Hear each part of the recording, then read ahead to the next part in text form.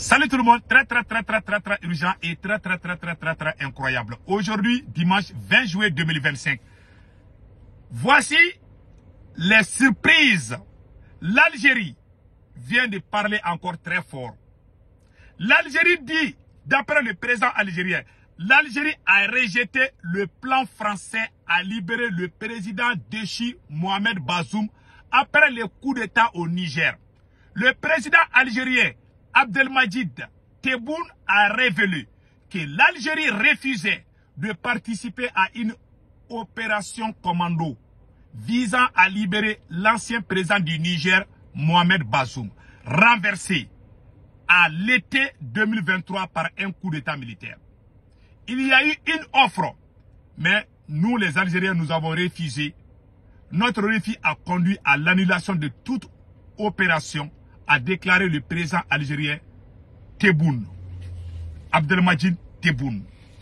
Voilà. L'Algérie vient de dire que c'est grâce à elle qu'il n'y a pas eu l'intervention militaire contre le Niger. Ça, c'est la première nouvelle. Hein. On va décortiquer. Mais je ne crois pas à ça. Deuxième nouvelle, l'armée malienne vient de faire l'une des plus grandes opérations aéro-terrestres. L'armée malienne a terrassé beaucoup de terreaux. Nous disons bravo à l'armée malienne. Nous remercions la douane malienne aussi, qui a fait un travail vraiment impressionnant. La douane malienne a saisi, a saisi des explosifs venant, certains disent du Nigeria ou je ne sais pas, du Ghana. Donc nous remercions la douane malienne pour ce travail. Voilà. 15 915 explosifs saisis au Mali par les douaniers maliens cachés dans une carrosserie en provenance du Ghana. Certains parlent du Nigeria, mais on verra. Nous remercions la douane malienne. Maintenant, l'Algérie dit que c'est grâce à elle qu'il n'y a pas eu d'intervention militaire. L'Algérie dit que la France voulait lui payer quelque chose pour que l'Algérie et la France travaillent ensemble afin de libérer Mohamed Bazoum. Ça a quel sens en ce moment? Puisque c'est l'Algérie qui est derrière les terreaux qui tuent les Maliens, qui tuent les Burkinabés, qui tuent les Nigériens. Or, ce que l'Algérie fait est pire que ce que la France fait. Puisque les terreaux sont logés, Iyad Agali est logé en Algérie. Ce n'est pas caché. Le chef terreau là est logé en Algérie.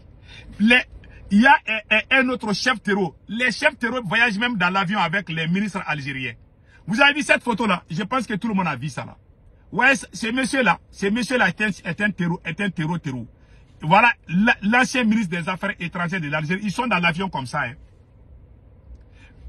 Pendant l'opération militaire, parce que c'est que là, pourquoi l'Algérie est en train de faire ça? L'Algérie veut faire croire que c'est grâce à elle qu'il n'y a pas eu d'intervention militaire contre le Niger. L'Algérie veut nous montrer, veut nous bluffer pour dire que c'est l'Algérie qui a travaillé. Vous n'êtes pas seul. S'il n'y a pas eu d'intervention militaire contre le Niger, c'est grâce à Allah le Tout-Puissant. Je crois au Tout-Puissant Allah. Je suis musulman. Je crois à Allah. C'est grâce à Allah le Tout-Puissant. Avec l'aide de bons citoyens. Nous savons que l'Algérie était contre une intervention militaire. Ça, c'est une réalité. Mais dire que c'est grâce à l'Algérie qu'il n'y a pas eu d'intervention militaire, ça, c'est le pire mensonge. Ça, c'est pas vrai. Quand la France a décidé, avec la CEDEAO, le Mali, le Burkina Faso et la Guinée de Mamadou Doumbia ont tous fait des communiqués ensemble. Le Mali et le Burkina ont fait un communiqué conjoint pour dire que si jamais vous attaquez le Niger, le Mali et le Burkina Faso vont défendre le Niger. En ce moment, l'armée malienne a envoyé des avions au Niger. L'armée burkinabé a envoyé des avions au Niger. Ils ont tous vu. Ce n'était caché à personne. Et les troupes étaient en alerte. Les troupes burkinabées, les troupes maliennes étaient déjà en alerte maximum à la frontière avec le Niger. Et la France a reculé. Parce que aussi le Nigeria a refusé de participer. Parce que le Togo aussi a refusé de participer. Il y a eu la contribution de beaucoup de personnes. On ne peut pas dire que c'est grâce à X ou Y. Voilà pourquoi moi je respecte le président togolais. J'aime le président togolais. J'aime le président guinéen.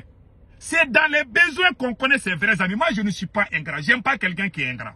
Même l'Algérie aussi s'est opposée. Ça, c'est une réalité. L'Algérie a aidé même le Mali pendant l'embargo. Moi, je ne change pas d'histoire.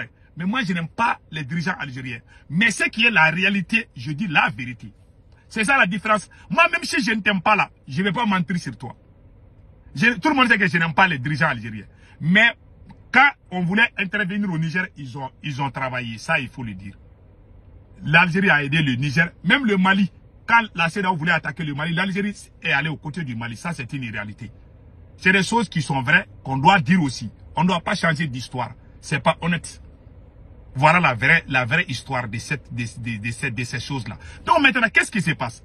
C'est l'Algérie qui héberge les chefs terror, qui attaquent, qui tuent les Maliens, qui brûlent les villages au Mali, qui brûlent les villages, tuent les femmes enceintes. Il y a combien d'orphelins? Il y a combien de femmes veuves au Mali, au Burkina et au Niger? Est-ce que cette Algérie doit dire qu'elle aime réellement le Niger ou le Mali? Si Bazoum est toujours là-bas, c'est grâce à la contribution de beaucoup de gens, beaucoup de pays. Ce n'est pas l'Algérie seule. Et pire encore, l'ambassadeur algérien, je m'excuse, l'ancien ambassadeur de la France au Mali, voilà, l'ancien ambassadeur Nicolas Normand. Nicolas Normand a dit que quand la France a intervenu au Mali, la France avait encerclé Iyad Agali. La vidéo est là, je vais vous montrer la vidéo tout de suite. Moi, j'ai des archives. Quelqu'un qui parle seulement, je sors les anciennes vidéos. Moi, j'ai tout stocké ici. Moi, je garde les archives. Je n'aime pas les mensonges dans un combat. C'est pas honnête. Donc, qu'est-ce qui se passe? Quand la France a intervenu ici, le 13 janvier et le 10 janvier 2013, l'opération Serval a commencé au Mali. La France avait encerclé Iyad Agali. C'est le service des renseignements algérien qui a appelé. Quand la France a encerclé Iyad Agali a commencé à pleurer. Iyad Agali a appelé l'Algérie. Ah, si vous ne venez pas là, la France va me tuer ici. En réalité, la France voulait éliminer Iyad Agali. Ça, c'est une vérité. Même si la France n'a pas été honnête envers le Mali, la France voulait éliminer Iyad Agali. Qu'est-ce qui se passe? L'Algérie a fait un deal. L'Algérie a fait un accord secret avec la France. L'Algérie a dit que l'Iyad Agali, c'est pour eux. Il ne faut pas les toucher. Iyad Agali est allé, il était blessé. Il est allé dans un hôpital en Algérie. Les soldats français voulaient faire une infiltration sur le territoire algérien. Les autorités françaises ont dit non. C'est l'ambassadeur qui le dit. Hein.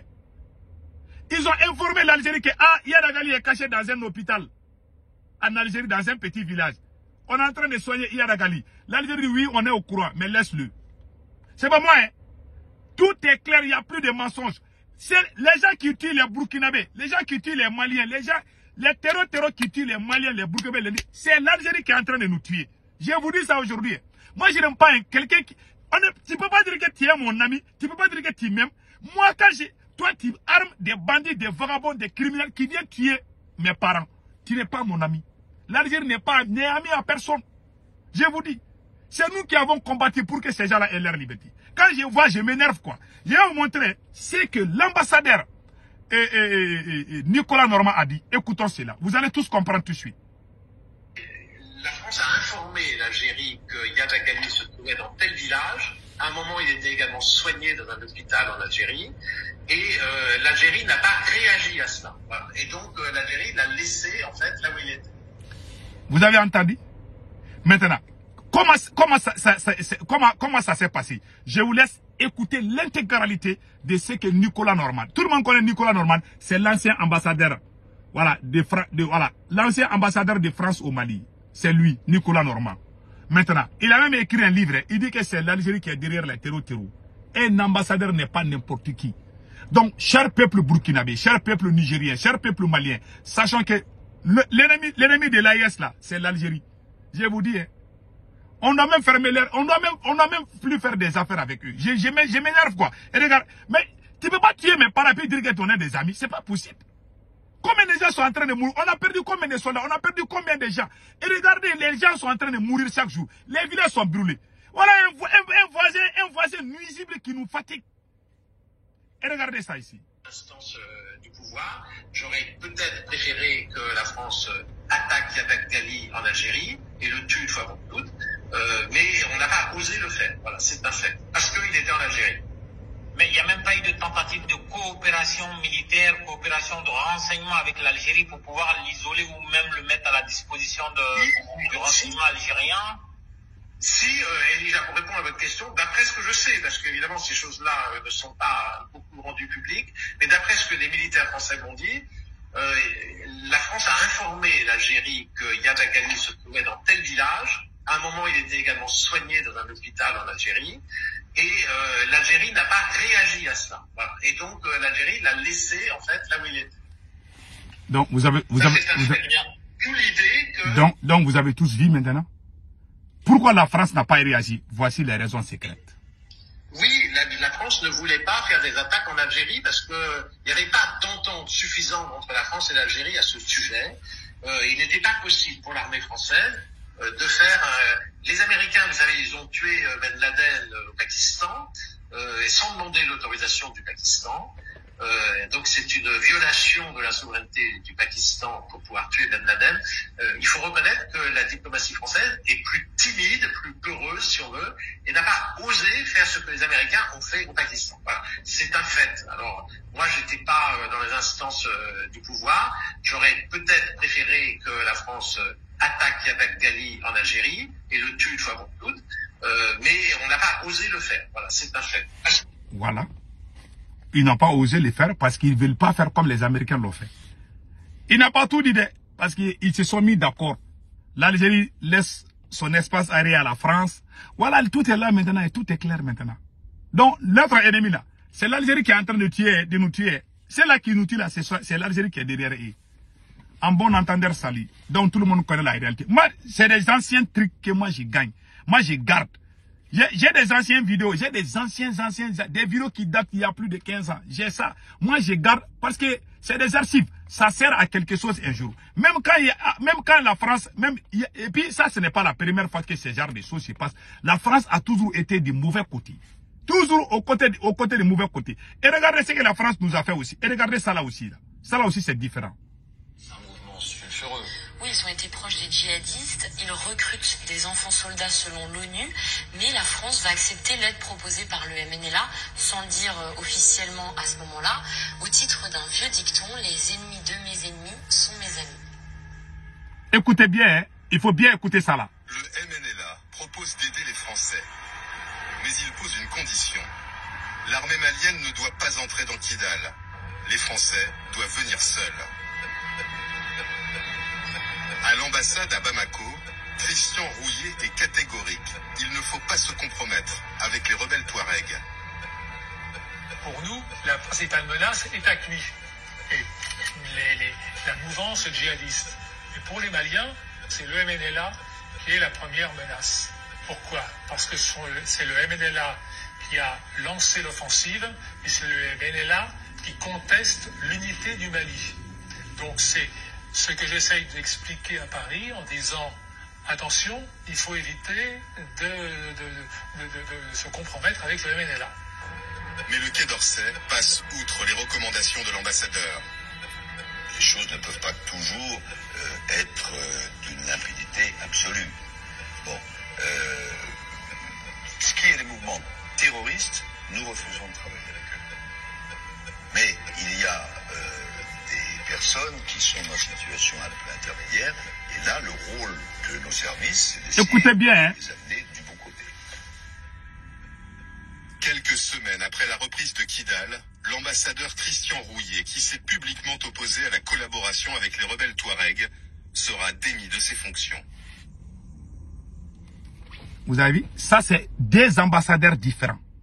Le premier ambassadeur que je vous ai montré, ça, c'est Nicolas Normand, qui a parlé du cas. Mais cet ambassadeur qui a été chassé, il s'appelle Christian Rouillet. C'est lui qui était l'ambassadeur. Voilà, lui aussi, il était l'ambassadeur du Mali. La France a changé deux ambassadeurs. Donc, la France, cet ambassadeur s'est opposé à la collaboration entre la France et les terreaux. Puisque lui n'aime pas les terreaux, on l'a enlevé. Vous avez tous entendu. Donc, l'Algérie et la France sont ensemble. Ils ont toujours travaillé ensemble. Ils travailleront ensemble. Même si l'Algérie et la France ne s'aiment pas, ils vont toujours travailler toujours contre nous. Voilà ça. Passez un excellent week-end.